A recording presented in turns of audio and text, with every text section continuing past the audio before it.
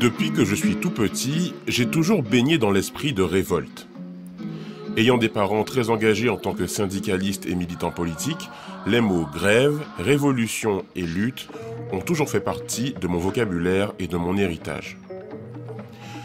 Je me souviens encore des piquets de grève de l'UGTG où ils m'amenaient avec eux et où l'on restait une bonne partie de la journée. Je n'avais que 6 ou 7 ans, mais j'adorais les suivre. J'avais l'impression de faire partie de quelque chose de très important.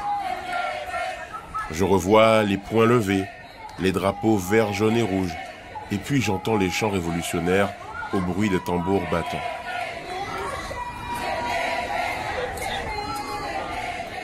Je crois que j'ai toujours plus ou moins su que mes parents avaient été indépendantistes dans leur jeunesse. Mais je n'ai compris que très récemment l'importance de ce combat dans leur vie. D'une part, car en grandissant, j'avais perdu l'intérêt pour le sujet, et surtout parce qu'au fil du temps, nous avons fini par ne plus l'évoquer.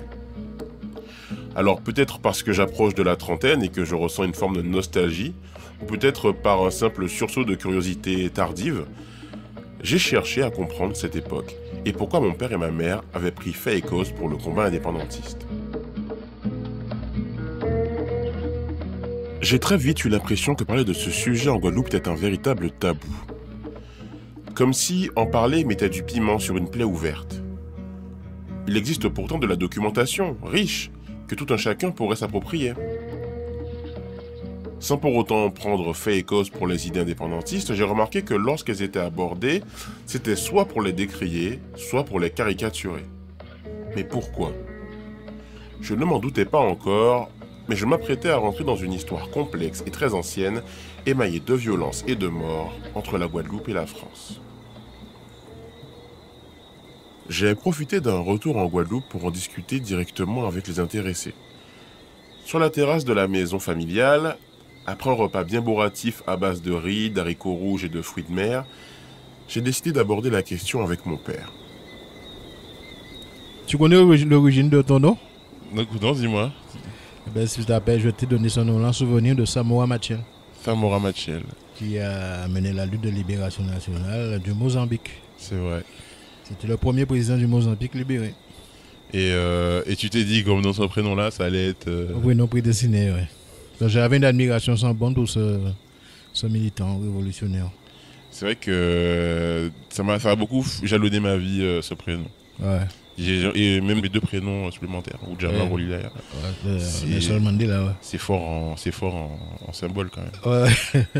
Et de toute façon, toi et maman, vous êtes toujours bien aimés, tout ce qui était symbolique, ouais. Tout ça. C'est un peu votre truc. Ouais. Alors, je te fais venir dans le podcast parce que là, je fais mon documentaire sur l'indépendantisme. Et j'ai découvert avec le temps que la lutte indépendantiste guadeloupéenne, pour toi, c'était ta vie, comme tu me l'as dit. Et j'ai envie de savoir plein de choses sur le sujet. Ouais, parce qu'on n'en parle pas beaucoup. Oui, alors déjà, pourquoi on n'en parle pas beaucoup de cette période-là aujourd'hui, à ton avis ? On n'en parle pas, je ne sais pas pourquoi, mais je pense qu'il y a une nouvelle génération de militants qui ont une autre conception probablement de cette lutte. Et nous, on passe pour des anciens, pour des ringards. Ah, des ringards ? Ouais. Cher auditeur, le mot ringard peut te sembler fort, mais il faut avouer que la prise d'engagement du jeune Fernand Curier débute il y a déjà bien longtemps, alors qu'il a à peine 17 ans, en 1968. Cette idée-là me vient quand je rencontre des camarades de l'AGEG, l'Association Générale des Étudiants Guadeloupéens, qui venaient en vacances et qui, pendant la période des vacances, menaient des activités, vente de journaux, etc. Et j'ai eu l'occasion donc de rencontrer ces personnes. Et c'est là que ma volonté de militer pour l'indépendance de la Guadeloupe a vraiment vu le jour. L'AGEG était à l'origine, dans les années 63, 62, 63, de la création du GONG, du Groupement d'Organisation Nationale de la Guadeloupe, qui a été vraiment le catalyseur du mouvement en Guadeloupe. En effet, le GONG dans les années 60 est le fer de lance de la lutte indépendantiste.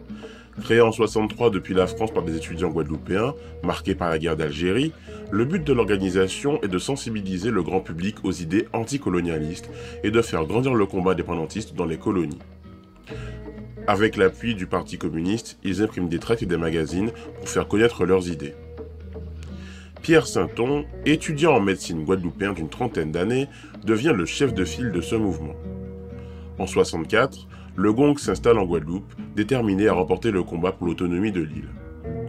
Sainton, sur la stèle dédiée au sacrifice de Louis Delgrès, proclamera le 30 mai de cette année-là: L'homme naît libre. Il a des droits humains, légitimes et sacrés, des droits nationaux, des droits internationaux. Je déclare solennellement, sur la stèle de Delgrès, que le GONG entame dès aujourd'hui, 30 mai 1964, en Guadeloupe, sur le sol national, la lutte de libération.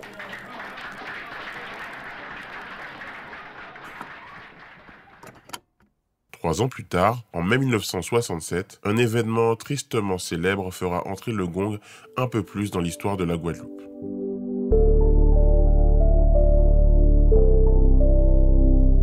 Si au premier abord l'année 68 vous parle, c'est bien entendu parce que vous savez que la même année ont eu lieu les révoltes étudiantes à Paris. Mais ce qui est important dans l'histoire de mon père et dans celle de beaucoup d'autres militants de sa génération, c'est que son engagement prend place un an après les massacres de mai 67. Des événements là aussi largement occultés dans l'histoire de France, mais qui marquent pour les Guadeloupéens une page sanglante de leur histoire. En mai 67 donc, environ 1000 ouvriers manifestent pour une amélioration de leurs conditions de travail ainsi qu'une augmentation de leur paie de 2,5%. Le GONG, groupement des organisations nationalistes guadeloupéens, est à la tête du mouvement de contestation. Les négociations avec le patronat sont au point mort et la tension monte rapidement aux abords de la chambre de commerce de Pointe-à-Pitre. Le contexte quant à lui est incandescent.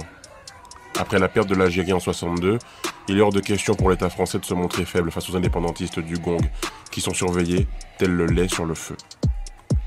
Il suffit alors de très peu de choses pour que la situation s'envenime. Les manifestants balancent des conques de lambi, des coquillages ramassés au bord de la mer, des pierres et des bouteilles sur les forces de l'ordre qui ripostent à balles réelles. 87 personnes trouveront la mort ce jour-là. En fait, donc moi, c'est les années 70 qui sont un peu la structuration de ce mouvement. Et puis, moi, j'analyse dans mes recherches que les années 80, fin 70 et début 80, c'est le début des luttes armées. Oui, des mouvements, oui. Des mouvements plus radicaux. Mais plus, comment tu analyses ce basculement? Pour nous, il était nécessaire qu'à un moment donné, l'affrontement ait lieu avec le système colonial. On n'était pas d'accord sur tout. Mais nous avons vu d'un bon œil que des Guadeloupéens aient le courage d'investir ce front-là. Parce que l'histoire a peu parlé de cette période-là, des années 80. Il est difficile aujourd'hui de se renseigner sur ce qui s'est passé à cette époque-là.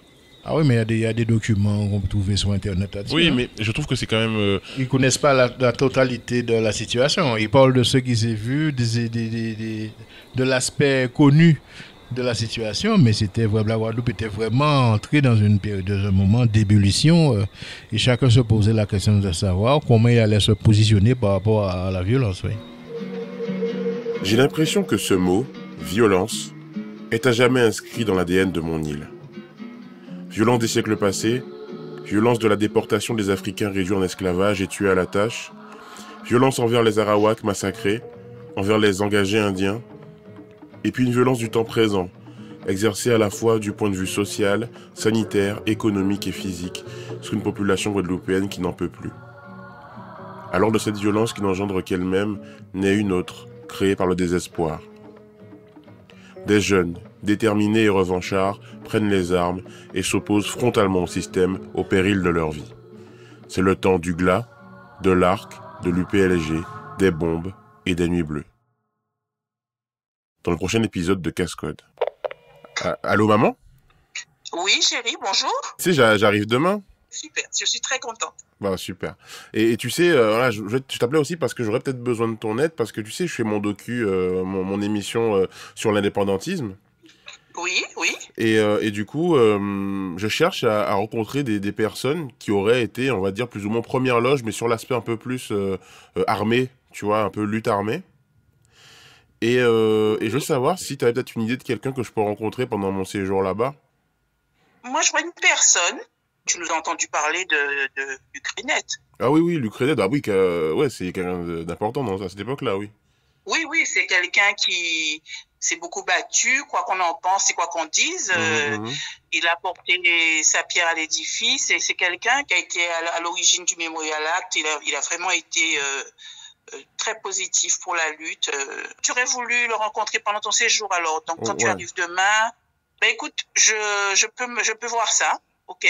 Super, merci maman. Ben chérie, de rien, hein? Tout est pour mon fils quand même. Ok, bon bisous. Gros bisous mon chéri. Alors à demain. À demain. 50 ans d'activisme, des dizaines d'attentats commis entre la Guadeloupe et la France, de multiples incarcérations à Fleury, Fresnes, la Santé et la prison de Basse-Terre, et bien sûr, cette double amnistie présidentielle. Le CV de l'indépendantiste Luc Renet a de quoi impressionner, et je dois dire que je n'en menais pas large avant de le rencontrer. Mais qui de mieux que lui pouvait me raconter cette partie occultée de l'histoire de la Guadeloupe, lui qui l'a vécu dans sa chair, au péril de sa vie. Quelques coups de fil nocturnes et un peu de patience m'ont permis de le rencontrer en Guadeloupe, à son domicile. Mon objectif était simple, comprendre son cheminement et la raison de son combat.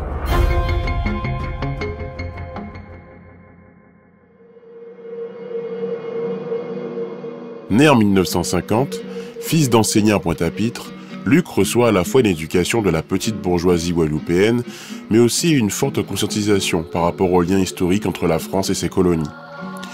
Dès ses 9 ans, en 1959, il découvre l'apartheid en Afrique du Sud et surtout le Ku Klux Klan et le lynchage de Noirs aux États-Unis. Il ressent un fort sentiment d'injustice et me confiera même avoir cessé de croire en Dieu à cette époque.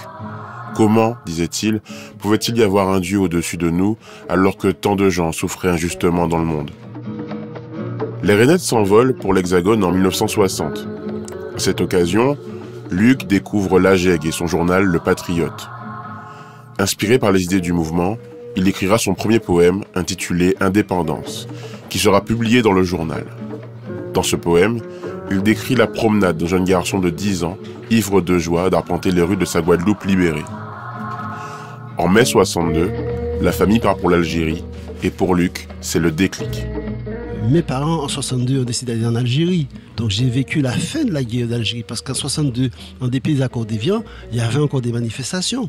Je peux témoigner que nous-mêmes avons dû quitter un immeuble qui était en feu, en pleine nuit, qui avait donc des engins qui explosaient, des incendies. C'est-à-dire que nous arrivons à Alger, la guerre est finie sur le papier, mais il y a encore des règlements de compte qui se produisent dans la ville. Donc j'ai quand même vécu ça. Et je pense qu'en 62, j'ai encore été plus convaincu, puisque j'arrivais dans un pays nouvellement indépendant, qui avait effectivement à se construire. C'était M. Ben Bella qui était à l'époque qui était président. Et donc, sans réellement prendre part, j'avais 12 ans. J'ai quand même vécu également la présence donc, de Sonny Rupert, par exemple, qui était en Algérie, que j'ai rencontré donc, chez mes parents, que j'ai vu passer. Donc tout ça a alimenté, je dirais, mes convictions. Donc l'Algérie était un exemple pour moi d'un pays ancien département français qui devenait indépendant. Il est important de noter qu'il n'est pas si surprenant d'entendre de la part d'un militant antillais que son engagement soit initialement lié à la question de la décolonisation de l'Algérie. Nombreuses figures historiques de nos territoires ont lié leur destin avec ce pays du nord de l'Afrique. L'auteur et psychiatre martiniquais Frantz Fanon, par exemple, né en 1925 et mort à 36 ans en 61, penseur de l'anticolonialisme, rejoint la lutte des Algériens pour l'indépendance. En tant que Martiniquais confronté à la situation de ce peuple colonisé, il voit dans ce combat un symbole universel pour l'émancipation des peuples sous tutelle. Dans l'an 5 de la Révolution algérienne, paru en 1959, dans lequel il réalise une véritable analyse des mécaniques de colonisation, il dira d'ailleurs ceci. Le colonialisme se bat pour renforcer sa domination et l'exploitation humaine et économique. Il se bat aussi pour maintenir identique l'image qu'il a de l'Algérien et l'image dépréciée que l'Algérien avait de lui-même. Il décédera en 1961 sans pouvoir vivre la victoire de ses idées et sera inhumé en Algérie sous le nom d'Ibrahim Omar Fanon. Militant politique, poète et enseignant, Sonny Rupert fait parler de lui quand il refuse d'être incorporé aux troupes françaises destinées à partir combattre en Algérie. Il fait le choix de la clandestinité et va rejoindre l'armée de libération nationale algérienne contre son pays d'origine. Après la déclaration d'indépendance, il restera sur le territoire quelques années. Après avoir appris les événements de 67, il tente de se rendre sous une fausse identité en Guadeloupe, mais les choses seront très compliquées de par son statut de fugitif. Lui aussi rejoindra la JEG et le GONG dans le but de reproduire l'expérience algérienne dans sa Guadeloupe natale. Comme Sonny Rupert, Luc Renet n'est pas en Guadeloupe au moment des événements de mai 67. Et quand il rentre au pays, en 68, beaucoup de choses ont changé. J'arrive ici en 68, un an après les événements. Mais étant en France, comme beaucoup de Guadeloupéens, j'ai suivi les événements par la radio et par les journaux, même si effectivement l'information est très fragmentaire. 68 ici, c'est mon retour. J'avais passé mon bac en 68 ici à Bainbridge, en Guadeloupe. Eh bien, c'est une année où je suis quelque part en pèlerinage. Je suis sur les traces des événements. J'écoute, je regarde, mais je ressens également. Et c'est vrai que les képis rouges qui ont tué ont laissé un souvenir vraiment très marquant en Guadeloupe. Mais il y avait vraiment, je dirais, encore un an après les événements, une sorte de peur, une sorte de chape de silence également. Et là, j'ai eu un sentiment de révolte. J'ai eu le sentiment, enfin la conviction, que nous n'étions pas quittes avec ces gens-là. Ces gens-là, c'est les Français. Et donc, c'est de là que naît ce désir de revanche. Un désir de revanche qui anime de plus en plus de jeunes militants, un peu partout dans la Caraïbe, où les idées indépendantistes se répandent comme une traînée de poudre. La fin des années 70 est marquée dans les Caraïbes par un nombre important de victoires des indépendantistes. Tour à tour, les Bahamas en 73, Grenade en 74, le Suriname en 75, la Dominique en 78, ainsi que Sainte-Lucie, Saint-Vincent et les Grenadines gagnent leur liberté politique et économique. La contamination vers les colonies françaises est inexorable. Pourtant, à en croire Olivier Stirn, secrétaire d'État au département et territoire d'Outre-mer en 1974, plus personne ne parle de l'indépendance aux Antilles. Pour une île petite, pour un petit territoire peuplé de peu d'hommes, il n'y a pas d'indépendance véritable. Il y a dépendance vis-à-vis de quelqu'un. Quels sont aujourd'hui les peuples réellement indépendants ? Alors, la vérité, c'est que souvent, c'est par la France que ces populations trouvent leur véritable indépendance, leur véritable dignité, leur véritable moyen de s'exprimer. Et je peux vous dire que lorsque l'on parle d'indépendance à ces populations, et justement, comme vous le faites, sans bien savoir leurs aspirations, je crois qu'on les braque très fortement, ils réagissent très vivement. Ils savent très bien que c'est par la France qu'ils sont indépendants, et que la France garantit en réalité leur civilisation, ou plutôt l'intègre dans la civilisation nationale. Selon lui, 28 ans de départementalisation auraient suffi à venir à bout des envies autonomistes des anciennes colonies. C'est évidemment une contre-vérité, et le pouvoir assiste sans vraiment le comprendre à un renforcement progressif des idées indépendantistes. En Martinique, la lutte se structure entre autres autour d'Alfred Marie-Jeanne et du mouvement indépendantiste martiniquais, le MIM. En Guyane, c'est l'UTG qui demande l'indépendance. En Guadeloupe, c'est l'UPLG qui prend à bras le corps la lutte pour l'autodétermination. Cependant, les militants les plus modérés se heurtent au mur des autorités françaises et à l'inefficacité de leurs actions sur le plan politique. Et certains, comme Luc Renet, trouvent la voie diplomatique et syndicale trop soft. Ils décident alors de prendre les armes. Avec d'autres, plus tard, nous avons dit qu'il faut que nous puissions corriger les choses, rétablir les choses. C'est-à-dire, quelque part, non pas venger, mais rétablir les choses. Mais d'où va naître plus tard, bien entendu, d'abord le GLA, qui va se manifester en 1980, et puis l'ARC en 1983. En 1980, avec la création du groupement de libération armée, Luc Renet ainsi que d'autres jeunes Guadeloupéens rentrent en guerre ouverte contre la France.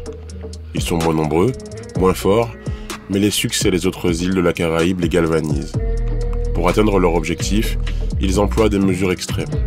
La Guadeloupe plonge dans une nouvelle ère de violence, l'ère des Nuits Bleues.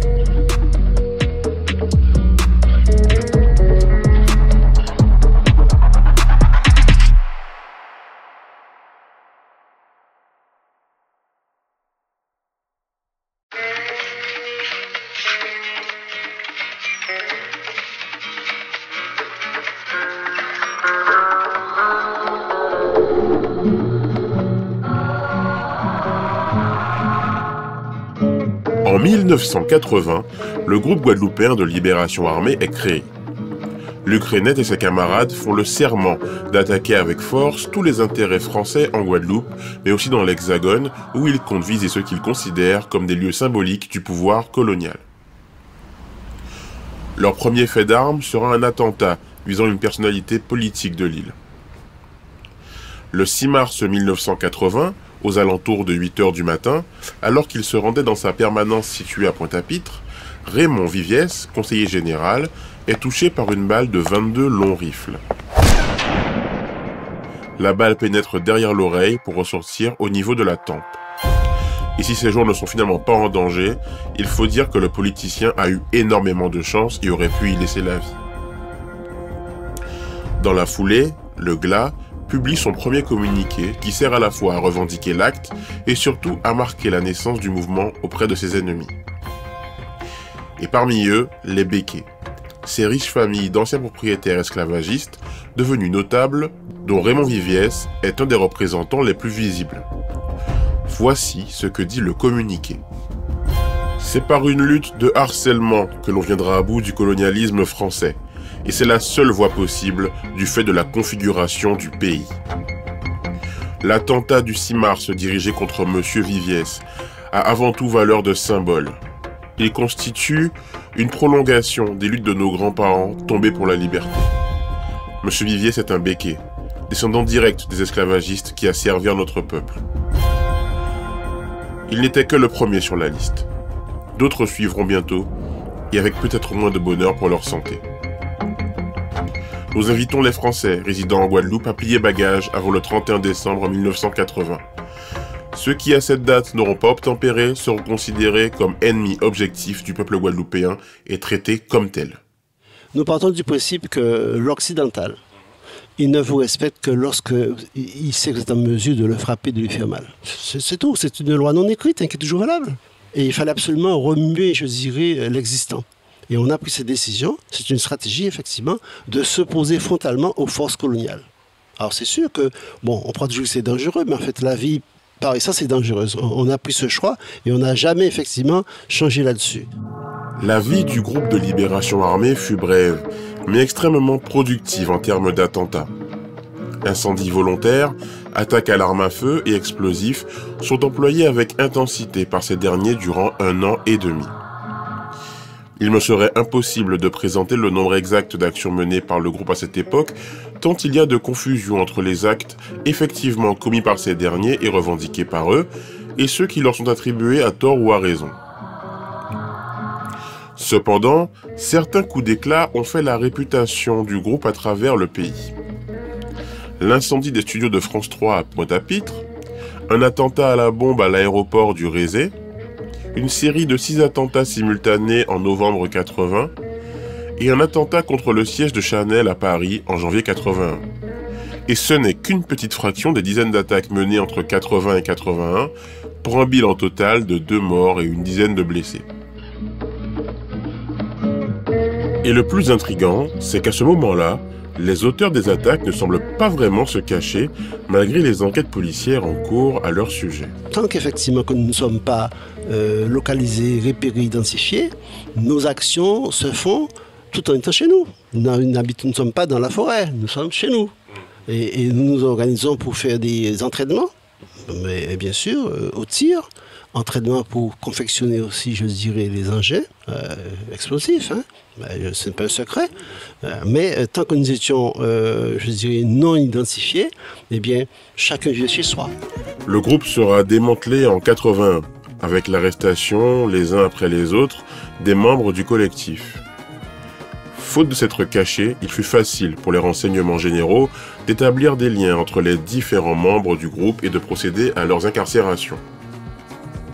Et à travers la presse, les Français découvrent petit à petit les profils des terroristes du GLA. Un agent d'Air France, un assistant universitaire, un cadre d'une société HLM, une secrétaire de direction, un peintre en bâtiment, des Guadeloupéens comme les autres au final. Bien évidemment, les journaux nationaux comme Le Monde se presseront pour minimiser et moquer les militants. Ce dernier titrera même « Ainsi c'était ça le GLA. Ce n'était que cela.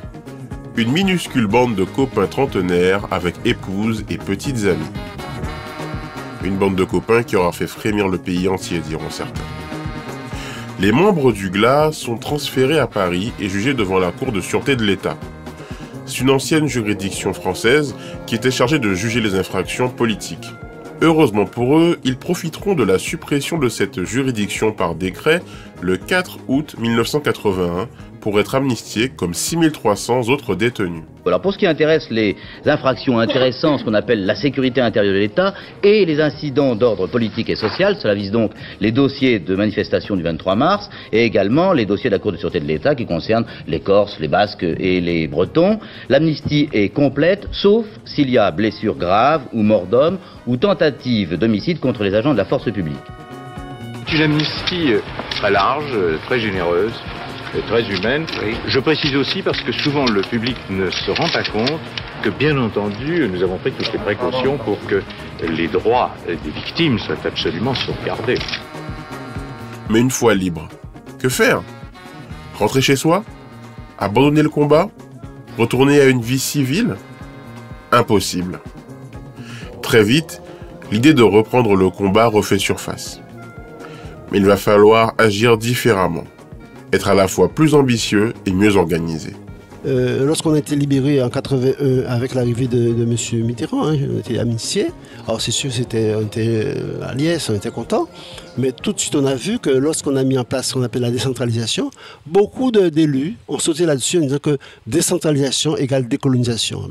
On s'en rend bien compte, on est en 2019, que c'était un leurre. Et c'est là qu'on a pris conscience qu'il fallait absolument unir nos forces Guyane, Martinique, Guadeloupe. En réunion, c'est un peu difficile.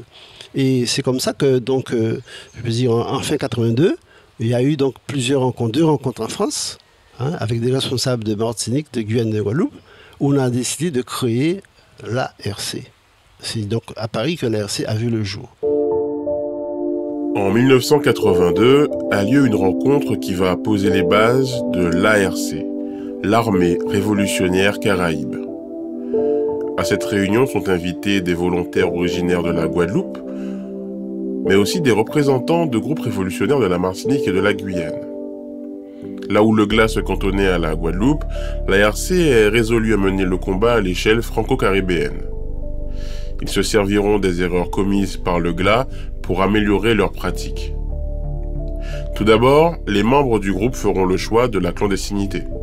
Fini la double vie de bons citoyens le matin et de poseurs de bombes le soir, ils iront se réfugier le plus loin possible des autorités, dans la campagne et la montagne. C'est ce qu'ils appellent le marronnage. Ce terme est emprunté aux esclaves nègres-marrons qui fuyaient la plantation et combattaient les colons. Là, ils pourraient plus facilement s'entraîner et réfléchir à un plan d'action. On avait cru le calme revenu depuis 2 ans aux Antilles. Brusquement, les bombes ont à nouveau réveillé de sa quiétude la Guadeloupe des catalogues. Auparavant, c'était le GLA, groupe de libération armée. Aujourd'hui, c'est l'ARC, une mystérieuse alliance révolutionnaire caraïbe qui revendique les attentats. Cette fois, l'action est concertée. Elle englobe les 3 départements français d'Amérique. Il fallait que nous puissions planifier. Il fallait que nous puissions être préparés, il fallait que nous puissions avoir également les matériels qu'il faut dans chaque pays pour passer à l'action. Donc il y avait une phase bien sûr de préparation, et une phase aussi, je dirais, d'entraînement. Il fallait que dans chaque pays, il y ait des personnes qui soient capables de monter des engins explosifs, disons-le franchement. Pourquoi vous me parlez de dos à la caméra? C'est que nous sommes des insoumis, nous avons fait affaire à l'armée française, donc on ne veut pas qu'on nous reconnaisse. Nous ne pensons pas que c'est seulement de l'armée française qu'on peut recevoir une formation militaire. Et où est-ce que vous allez la recevoir alors? Nous pouvons recevoir une formation militaire sur place et que je pense qu'il y a suffisamment d'espace en Guadeloupe pour nous former. Vous voulez dire par là qu'éventuellement il pourrait y avoir en Guadeloupe des camps d'entraînement pour une armée guadeloupéenne? L'ARC modifie aussi sa manière de communiquer. Il profite de la tendance des radios libres pour lancer sa propre station pirate, Radio Unité, qui propagera le message indépendantiste au plus grand nombre.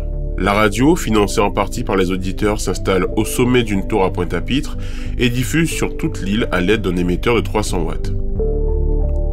Elle est animée principalement par l'Ukrainet, qui en fait la voix du parti politique qu'il vient de créer alors, le MPGI, Mouvement populaire pour la Guadeloupe indépendante.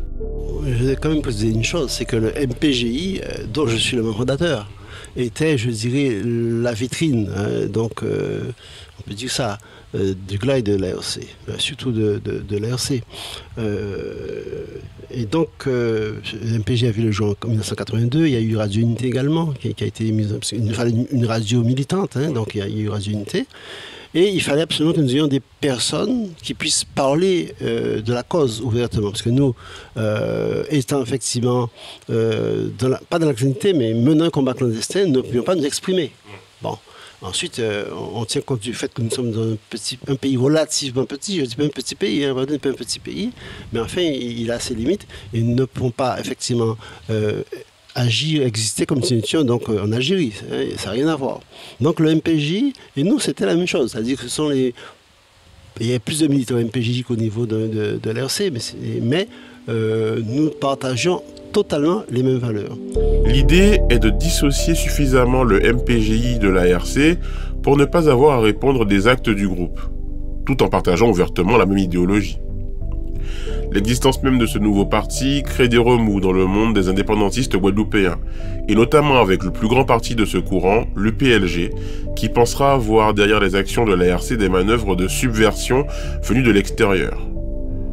Certains ici diront qu'il s'agit de Cuba, d'autres de la CIA ou DRG, ou même de la Libye de Kadhafi. Les rumeurs vont bon train. L'UPLG d'aujourd'hui n'est pas l'UPLG d'hier, il y a quelques années. Et il faut dire que l'UPLG, à l'époque, hein, je dis bien, était dans une démarche, je dirais, où il prétendait être la seule autorité politique. Il ne pouvait pas y avoir deux organisations qui mènent le combat. Si bien que lorsqu'il y a eu des actions armées sur le terrain, l'UPLG, dans les écrits que nous avons, et qui sont d'ailleurs reportés ici, a critiqué, en disant, même dans une conférence, notamment à Minnesota, à laquelle j'ai participé, parce qu'il n'y avait pas que qui j'étais, que c'était des envoyés donc, de la CIA, ceux qui mettaient les bombes. C'est pour dire qu'il y avait donc une attitude tout à fait négative en disant que cela était quelque part des troubles faits, hein, et des gens qui compromettaient le combat libérateur. Les actions de l'ARC font passer le GLA pour des enfants de cœur. Sur la durée totale d'activité de l'organisation, j'ai réussi à dénombrer environ 92 attentats, pour 3 morts et une cinquantaine de blessés. Le plan d'action est très différent cette fois-ci par rapport à l'époque du GLA. Il s'agit d'utiliser la stratégie dite des nuits bleues. Cette stratégie, qui remonte à l'Algérie du temps de l'OAS, désigne une série d'attentats simultanés ou dans une très courte période. De telles attaques coordonnées ont pour but de créer la panique, la sidération et surtout rendre l'intervention des forces de l'ordre difficile ou inopérante. Le plus grave attentat a été commis à Basse-Terre. Devant la préfecture, sur le parking, les terroristes ont déposé une bombe sous une voiture. La bombe a explosé au moment où les employés prenaient leur service. Bilan, 20 blessés, dont 4 grièvement. Dégâts matériels ailleurs, à Pointe-à-Pitre notamment, où les locaux de Radio Caraïbes ont été détruits. Ici, on peut juger de l'ampleur des dégâts à l'hôtel Méridien de Saint-François. Bilan, 2 blessés. Pourtant, 2 autres tentatives ont échoué. Une bombe placée dans la voiture du concessionnaire Renault a pu être désamorcée à temps. Une autre bombe, déposée dans une chambre du PLM de Gosier, n'a pas explosé. Toutes les tentatives avaient été revendiquées avant l'explosion par l'ARC, l'Alliance révolutionnaire Caraïbe. Cette nuit, pour la première fois, il y a eu, semble-t-il, intention de tuer. L'acte terroriste marquant de l'ARC a lieu dans la nuit du dimanche 13 au lundi 14 novembre 83. L'explosion d'une voiture piégée dans la cour de la préfecture de Basse-Terre fait 23 blessés. L'ARC avait peu après revendiqué ces actions, décrites par l'organisation comme des actes de harcèlement des troupes d'occupation françaises et menacé d'affronter ultérieurement les Français en plein jour. Peu après l'attaque, le domicile de l'Ukrainette est fusillé par un groupe inconnu et il s'évanouit dans la nature sans pour autant cesser ses activités. Paradoxalement, cette disparition mettra une cible sur la tête de Renette et celle de ses compagnons. Ils ne le savent pas encore, mais l'étau se resserre autour d'eux alors que les autorités se mettent sérieusement à leur trousse. Madame Michaud-Chevry s'est adressée au président de la République pour dénoncer ces attentats. Elle a aussi appelé la population à manifester contre ces auteurs. Il y a longtemps que je m'élève contre le processus de violence qui est en train de se dégrader en Guadeloupe parce que la pose d'une bombe qui a explosé à la préfecture à 9h du matin alors que des travailleurs se trouvaient à leur emploi est manifestement une volonté délibérée pour tuer. J'affirme que le blanc est une race de braves, le noir n'est pas brave. Le noir n'est insolent que quand ils sont nombreux contre un. Est-ce que les petits nègres de la Guadeloupe croient que les blancs et les mulâtres de la Guadeloupe ne sont pas armés et ou ne seront pas armés aussi dans les 48 heures? Moi, j'ai pas besoin de faire appel à Cuba, moi. Ils seront massacrés dans un mois. C'est de la fumisterie. S'il y a une indépendance de la Guadeloupe, étant donné la conjoncture internationale, à l'heure actuelle et pour de nombreuses années, ce ne serait qu'une indépendance fictive. Nous tomberions en fait sous la domination impérieuse d'une minorité totalitaire. Et alors que les ennemis de l'ARC mettent les bouchées doubles pour mettre fin à leurs agissements, en 84, un événement notoire et douloureux va créer une véritable scission dans le mouvement indépendantiste entre l'ARC et l'UPLG. Le 24 juillet 1984, 4 responsables de l'UPLG meurent, tués par les bombes qu'ils étaient chargés de poser.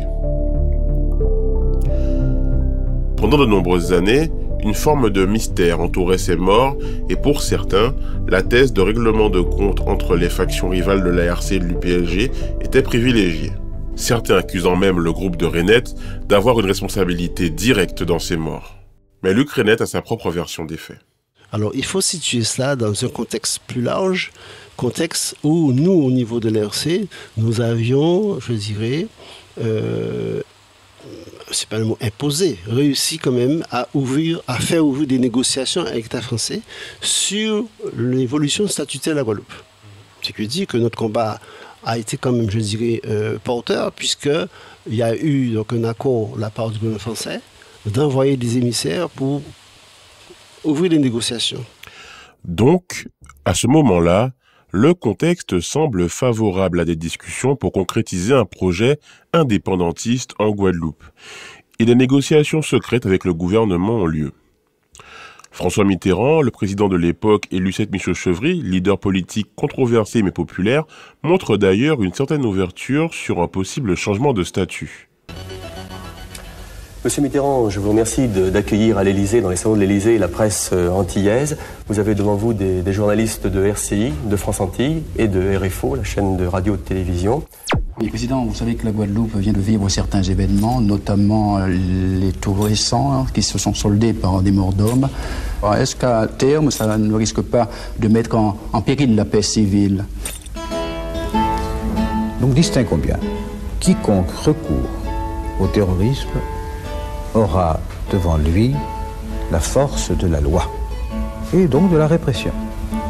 Enfin, il y a le problème politique proprement dit, savoir qu'il y a des citoyens qui souhaitent sortir du statut de départementaliste, qui vont quelquefois vers des théories d'autonomie, et parfois vers des théories d'indépendance. Ça, c'est un débat qu'une démocratie n'interdit pas.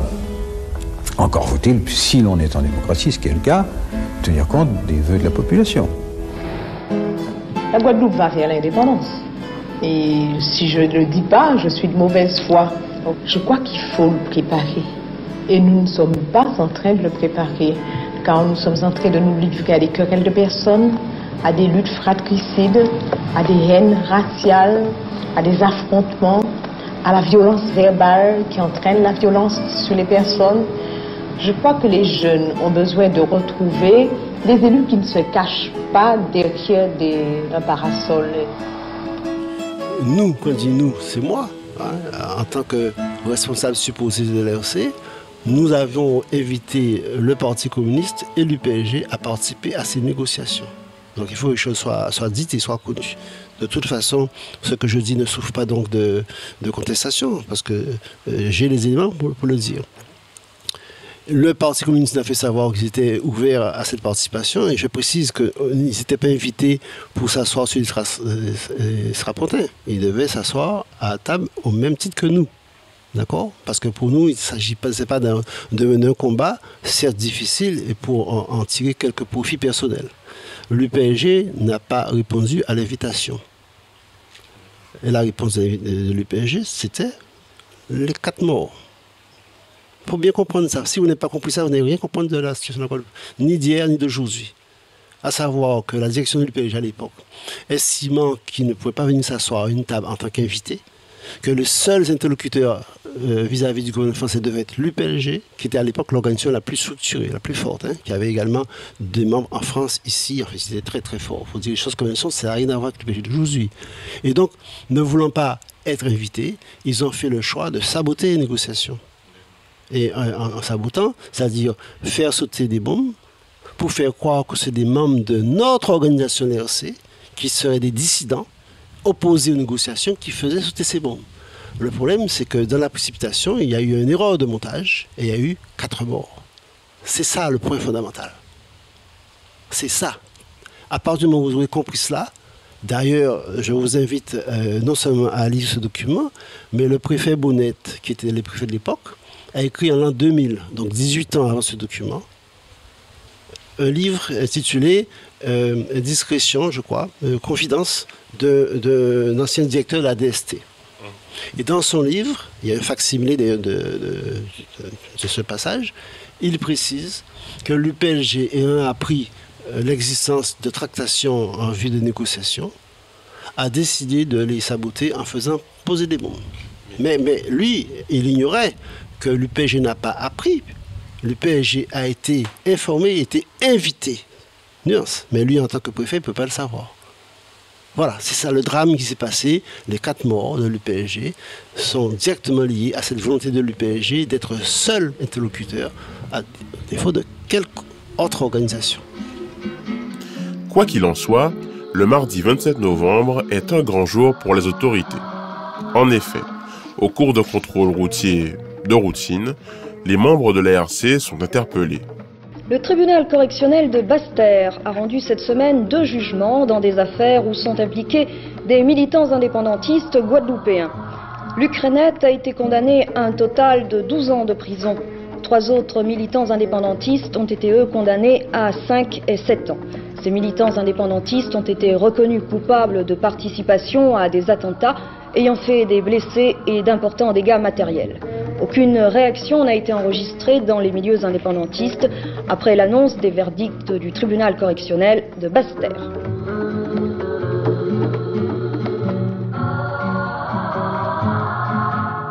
Ils seront incarcérés à la maison d'arrêt de Basse-Terre, en Guadeloupe.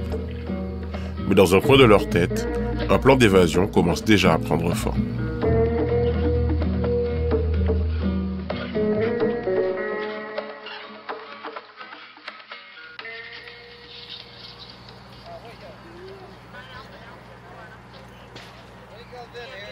Le dimanche 16 juin 1985, une atmosphère étrange émane autour du centre pénitentiaire de Basse-Terre. Depuis l'aurore, la rumeur enfle dans les rues de la capitale guadeloupéenne. Ces indépendantistes-là casse-code. Les indépendantistes se sont enfuis. En effet, très tôt ce matin-là, 4 prisonniers armés de lances de fortune ont faussé compagnie aux gardiens de la prison et se sont littéralement évanouis dans la nature. Résultat d'un plan ambitieux et très dangereux, fomenté dans le plus grand secret depuis plusieurs mois. Luc Renette avait auparavant été arrêté dans les hauteurs de Goyave en compagnie d'Henri Amédien. Un coup de filet surprise alors que lui et ses camarades avaient pris la voie du marronnage depuis environ 1 an. Le soir même de l'arrestation, les 2 hommes sont envoyés en prison en attendant leur jugement. Le premier objectif des indépendantistes est d'utiliser toutes les tribunes possibles pour faire passer leur message politique. Renette décide donc naturellement de faire de ce procès qu'il qualifie de procès colonial, celui du colonialisme lui-même. Il rédige un discours de 23 pages qu'il apprend par cœur dans le but de le déclamer devant la cour et les médias présents. Malgré la dureté de l'emprisonnement, il faut rester concentré sur l'objectif. Le 30 janvier, Luc Renette et Humbert Marbeuf sont transférés à Pointe-à-Pitre en vue du procès. Ils retrouvent sur place d'autres militants avec qui ils organisent une stratégie commune d'intervention durant l'audience. Et c'est à un vrai spectacle que se livrent les détenus ainsi que leurs soutiens, au son des chants révolutionnaires entonnés avec force et avec des banderoles indépendantistes. Le coup de théâtre précédant l'audience intervient quand Luc Renette brandit sa carte d'identité devant la statue de Marianne en s'assurant d'être vu de tous et qu'il déclare « Marianne, nous te respectons chez toi et nous te méprisons ici, chez nous, en Guadeloupe », avant de déchirer sa carte de gestes brusques, provoquant un mouvement de foule et de panique du côté des juges et des forces de l'ordre. Mission accomplie. Bien évidemment, le 31 janvier, comme il s'y attendait, les membres de l'armée révolutionnaire Caraïbe, l'ARC, écopent de lourdes peines. Ils sont de nouveau transférés à Basse-Terre et l'administration leur retire leur statut de prisonniers politiques, qui leur permettait de bénéficier de plus d'horaires de visite et de promenades aménagées. Il faut les briser. Bien évidemment, depuis le premier jour de leur incarcération, les militants séparatistes préparent leur évasion. Alors l'évasion. Je rappelle toujours qu'en tant que prisonnier politique, dès l'instant où vous engagez dans ce combat, vous savez qu'il y a un risque à la fois d'être emprisonné, d'être blessé, d'être tué. Donc on ne peut pas être surpris lorsqu'on se retrouve en prison. Bon, j'ai été en prison ici, en Guadeloupe, à Pointe-à-Pitre, à Basse-Terre, à Fleury-Mérogis, à La Santé, à Fresnes. Donc j'ai quand même fait voilà. Et partout où j'ai été mis à l'isolement. Puisque j'étais considéré comme étant le chef, je n'étais pas le seul à l'isolement, mais moi j'étais toujours à l'isolement. Ce qui ne me dérange pas, parce que je viens avoir ma cellule pour moi tout seul, ça c'est eux. et puis l'isolement, il y a deux choses. Ou l'isolement vous rend faible si vous n'êtes pas fort de votre tête, ou il vous rend encore plus fort. Bon, moi il m'a rendu plus fort parce que, en tant que militant, je ne cesse de réfléchir, de travailler, de m'entretenir physiquement et mentalement. Je ne sais pas qui c'est qui m'appelle dans cette instance. Et donc, dès que nous avons mis les pieds à Plaine Basse-Terre, le premier jour, le seul objectif, c'était nous évader. Mais pour s'évader, il faut d'abord une équipe. D'abord, Humbert Marbeuf. Né le 14 octobre 1948 à Pointe-à-Pitre, reconnu coupable de participation à l'attentat à la voiture piégée qui avait fait 23 blessés le 14 novembre 1983 à la préfecture de Basse-Terre. Henri Amédien. Jusqu'alors inconnu des services de police, il avait été arrêté en compagnie de Luc Renette le 27 novembre 1984, alors qu'il circulait dans un fourgon automobile où avaient été retrouvés une carabine, un pistolet de calibre 11,43 et 2 pistolets mitrailleurs. Henri Perratou. Henri Perratou, employé à la sécurité sociale, était soupçonné d'être l'un des auteurs de l'attentat commis le 14 novembre à Pointe-à-Pitre contre les locaux de Radio Caraïbe International. Et enfin, Luc Renette, présenté comme étant le cerveau des opérations, avec plus d'une dizaine de chefs d'inculpation à son encontre. Nos 4 futurs évadés commencent à concrétiser leur plan de sortie. Pour eux, le moment est venu d'observer attentivement leur environnement. Eh bien, on l'a préparé, je ne vais pas trop développer, mais il faut dire une chose, c'est que nous étions dans un quartier, je dirais, un petit peu retiré du reste donc, de la prison centrale. Hein, et chacun dans sa cellule, et nous avons imaginé cette évasion en croisant nos observations. Il fallait qu'on puisse vraiment être certain, parce que quand vous êtes là, vous ne savez pas ce qu'il y a à l'extérieur, comment ça va. Et je raconte quelque chose qui est assez cocasse, c'est que n'étant pas croyant, j'allais quand même systématiquement à l'église le dimanche, parce que la salle de messe se trouvait à l'étage, tout à fait à l'étage, en haut. Et de là, on avait un point de vue sur la mer, ça ne m'intéressait pas, et un point de vue sur le Cygne Noir, c'est-à-dire le stade qui jouxtait la prison.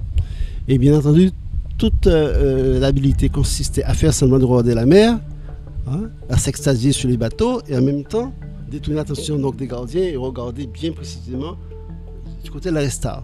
Et après, on croisait nos renseignements, nos observations, de façon à bien préparer notre évasion. Nous étions 4, hein. Donc il y avait Henri Amédien, Henri Perratou et Humbert Marbeuf et moi-même.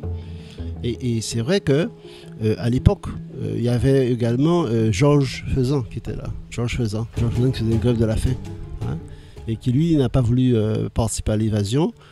Parce qu'il était là, il voulait mener un combat personnel à travers sa grève de la faim, donc ce qu'on a respecté. Alors je dirais que quelques jours avant l'évasion, on a eu des frayeurs, deux principalement. La première, c'est qu'on a vu des Français venir regarder, je dirais, dans les environs de la prison. On a dit, oh là là, ça sent pas bon, ils ont dû voir une faille, ils vont renforcer la sécurité. Et on a dit, oh là là, c'est foutu. Et on était très très pessimistes. Et l'autre chose, c'est quelques jours avant l'évasion, le jour J, nous sommes en salle de cinéma. Et vous savez que quand on est en cinéma ou bien qu'on est à la messe, on n'a pas d'autre sortie, on est obligé de rester là. Et d'un seul coup, on entend des gardiens qui viennent et qui frappent les barreaux des cellules. C'est une façon qu'ils ont de contrôler s'il n'y a pas des barreaux qui sont en train d'être coupés. Et nous sommes là, on se regarde, on dit ça y est, c'est foutu, parce que quand ils font ça, ils soulèvent les matelas, ils ouvrent tout ce qu'on a comme âge. Et là, sous les matelas, il y avait des lances, des balais que nous avions donc préparés comme étant des lances. On a même mis du rouge au bout des pointes pour intimider. Il y avait également des draps avec lesquels on avait confectionné des cordes. Et donc, nous sommes là et nous sommes morts d'inquiétude parce qu'on dit ça y est, c'est foutu. Et quand on descend, heureusement, c'était l'étage, je pense que c'était inférieur au nôtre qui avait été fouillé par le nôtre, mais c'était moins une. Alors ça faisait une note comme celle-là, quoi. Et puis le jour même de l'évasion, vers 4h du matin, il y a un malade qui se trouve à l'infirmerie, qui se trouve à l'étage, qui se met à hurler en pleine nuit, enfin à 4h du matin. Et ça met le branle-bas de combat ça réveille tout le monde. Et on entend effectivement les gardiens qui montent pour essayer de calmer le démon. On dit merde alors, on est à 2 heures de l'évasion, c'est foutu. Là, ça retombe. Et puis, 1 heure après, le même démon recommence. Et qui c'est qui appelle au secours? C'est Georges Faisan qui dit gardien, gardien. Lui, il ne savait pas qu'on s'allait faire ce jour-là. Mais non, puisque c'était secret. Non, il n'était pas, c'était secret. Et puis finalement, il y a une deuxième montée donc, de ces gardes. Et ils ont calmé le garde. Pour moi, l'opération était finie. J'étais sur le point de faire passer un message, opération annulée. Et de seul coup, le silence est retombé sur la prison, peut-être à moins d'1 heure de l'évasion. J'ai dit non, je n'envoie pas le message, on y va quand même. Et c'est comme ça que ça s'est fait. Alors pour l'anecdote, bon c'est juste pour l'anecdote, vous allez voir dans le livre, les camarades disent, bon Luc, tu es notre responsable, nous allons faire une opération, si jamais ça tourne mal, s'il y a une seule personne qui doit s'évader, c'est toi. Je dis non, on sort tous ensemble ou personne. Mais en fait, il disait que si jamais ça tournait mal, il fallait qu'on fasse tout, que je sois moi dehors, pour continuer effectivement le combat. Mais en fait, c'est ça un peu l'ironie des choses, c'est que dans la mêlée, je me suis retrouvé tout seul avec les gardiens. Les camarades ont fait leur part, mais au moment où je voulais fermer maintenant le portail séparant à ce fameux mur qu'on devait escalader, j'arrive pas à fermer le portail. Et donc les gardiens se regroupent et puis ils font tout pour tirer le portail vers eux de façon à m'empêcher de partir. Ce que voyant, eh bien, plutôt que de continuer à tenir le portail, je l'ouvre tout grand et je fonce sur eux avec la lance. Voilà, donc je les mets un petit peu en déroute.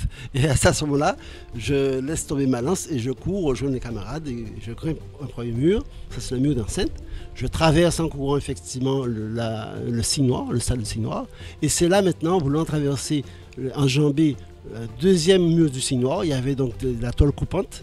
Et là, je me suis coupé totalement et on a vu, mon os est apparu puisque c'était comme un beefsteak, hein, c'est terrible. C'est la première fois que je vois mon os. Enfin, ouais. Et donc, j'ai vu ça après. Et puis, j'arrive, mes lunettes tombent. Et il y a donc des branchages coupés. Je ne sais pas où sont les camarades. Et à ce moment-là, j'entends la voix de Bernard Marbeuf qui me dit « Luc, il m'appelle. Et sa voix m'oriente et je vais vers sa voix. Et là, maintenant, les camarades sont déjà à bord d'une voiture qui est conduite par une jeune Guadeloupéenne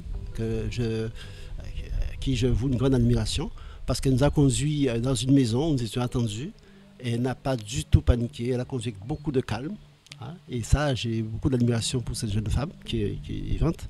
Et l'homme qui nous a reçus à l'époque, en nous voyant arriver, il a dit « je jubile ». Voici le seul mot que j'ai retenu, « je jubile ». Il était d'une joie tellement grande, je jubile. Il était fier de nous recevoir. Nous sommes restés là quelques jours avant d'être pris en charge par d'autres camarades, dans d'autres lieux, que je ne vais pas préciser bien entendu. Voilà, en gros c'est ça l'évasion du 16 juin 1985. Bon, j'ai rappelé quand même que nous avions des amis à l'extérieur, heureusement. Et c'est grâce à l'existence de ce réseau extérieur qu'on a pu non seulement s'évader, enfin l'évasion on l'a fait tout seul, mais une fois qu'on s'est évadé, il y a eu 2000, j'ai bien dit 2000 forces de gendarmerie, Guadeloupe, Martinique et autres qui ont fait venir pour quadriller la Guadeloupe. C'était vraiment quelque chose d'extraordinaire. On a même, je dirais, encerclé la Guadeloupe avec des bateaux. En fait, il y a eu donc, je dirais, une surveillance maritime, aérienne, etc. Et c'était quelque chose d'extraordinaire. Ils ont été dans les cliniques, dans les hôpitaux, me chercher moi. Parce qu'ils ont pensé que, étant blessé comme j'ai été, que forcément j'aurais pu être hébergé. Il y avait à l'époque des médecins, des cliniques qui étaient proches des indépendantistes. Donc ils sont venus, ils ont fouillé, ils ont soulevé des matelas, etc. On m'a raconté des trucs incroyables.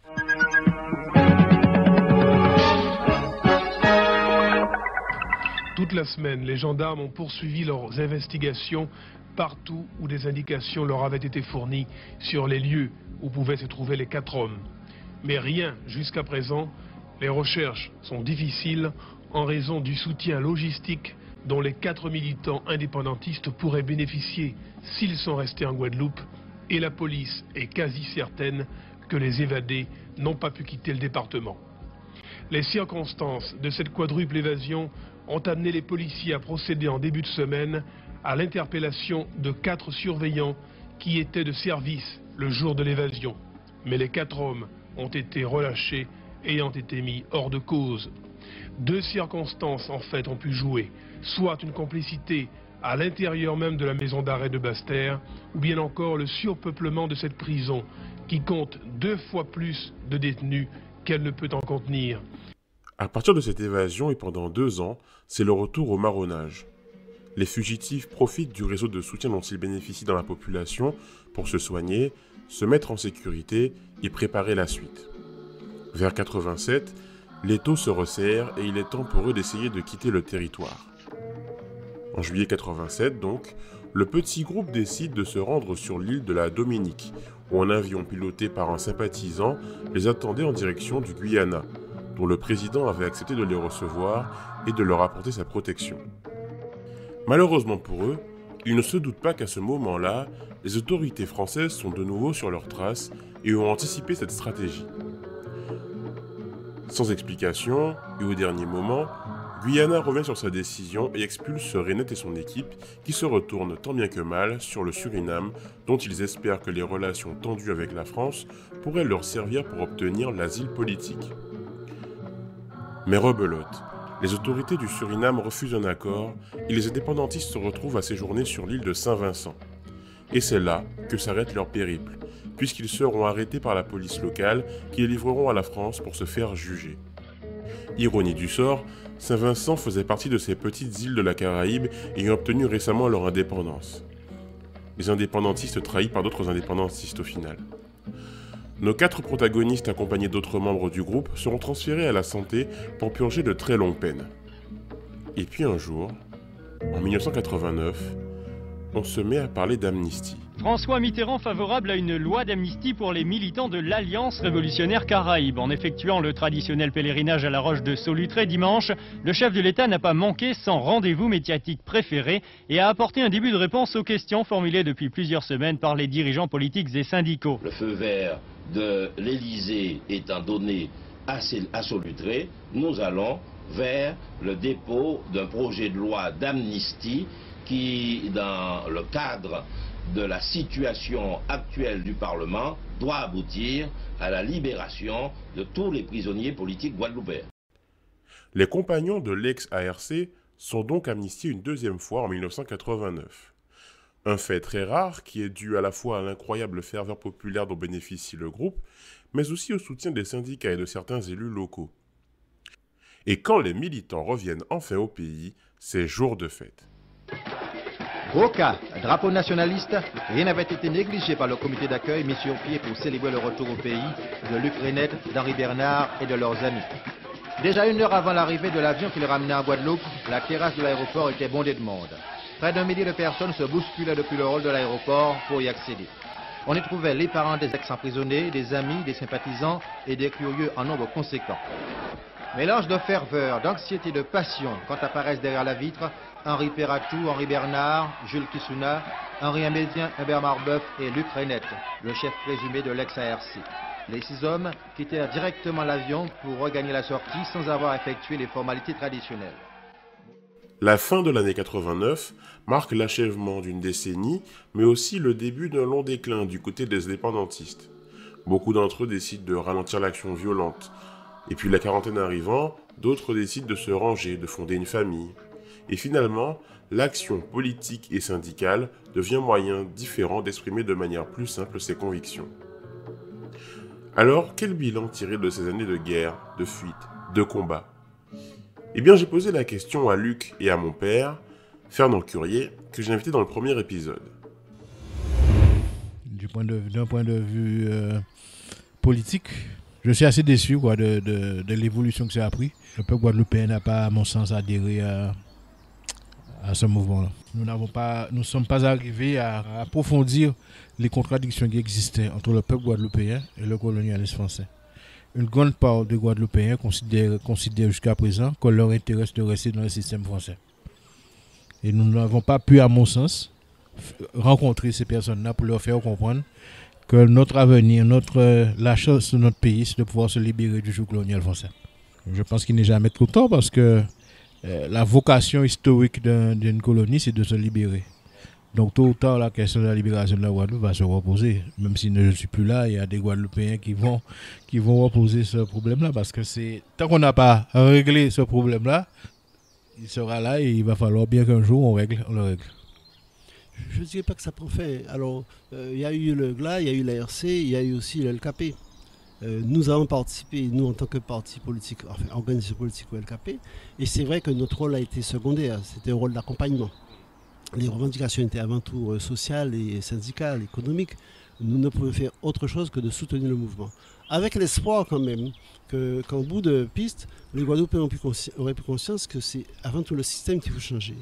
Je dois avouer ici que nous n'avons pas réussi, nous ne sommes pas les seuls, il y avait d'autres organisations politiques qui souhaitaient que nous puissions, je dirais, poursuivre en donnant, je dirais, à ce combat toute sa dimension politique, en direction de changement de statut. Les conditions n'étaient peut-être pas encore, je dirais, réunies, mais je dirais une chose fondamentale. On est en 2019, si je croyais réellement qu'il n'y a aucune chance que notre pays accède à sa souveraineté, je cesserai le combat. Et je quitterai peut-être la Guadeloupe, enfin je vivrai ma vie, je voyagerai comme beaucoup, et c'est parce que je crois qu'il ne faut jamais désespérer. Ce sont donc sur ces mots que s'achève l'histoire de Casse-Code. Merci à vous, auditeurs, d'avoir écouté cette émission, ce documentaire qui m'a demandé quasiment 8 mois de travail. C'est un projet qui me tenait à cœur puisqu'il me permettait de me rapprocher à la fois de mes parents mais aussi globalement de l'histoire récente de la Guadeloupe, mon île que j'ai quittée il y a bientôt 10 ans. C'est un peu l'accomplissement aussi de tout le travail que j'ai fait sur le Moicast qui me mène aujourd'hui à faire un documentaire et peut-être demain de la fiction. Je tenais à remercier certaines personnes pour m'avoir aidé. Tout d'abord l'équipe de qualité, notamment Daz, Fibrotique, Régislin, qui m'ont à la fois donné des conseils et aidé à mixer l'épisode.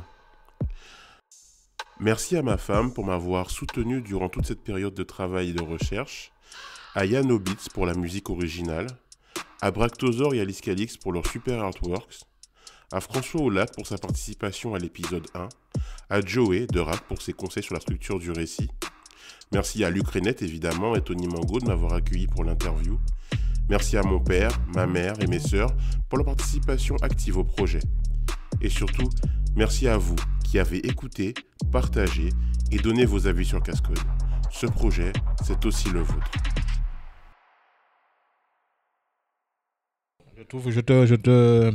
Je te félicite d'avoir pris cette initiative-là. Je ne m'attendais pas à ça. Et je pense que c'est nécessaire qu'on puisse donner la parole aux acteurs de l'époque pour voir où on a péché, pour que les idées se confrontent pour savoir, pour comprendre, pour faire le bilan de toutes ces années de lutte. Voilà.